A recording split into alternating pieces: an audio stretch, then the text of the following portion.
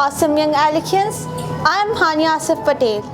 August is here and Jashn Azadi Mubarak to all of you. But wait, what Jashn are we celebrating up? It's true that we are now 76 years old. But have we been matured or aged?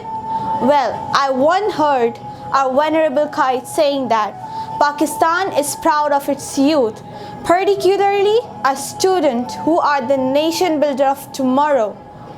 They must fully equip themselves by discipline, education, and training for the adverse tasks laying ahead of them.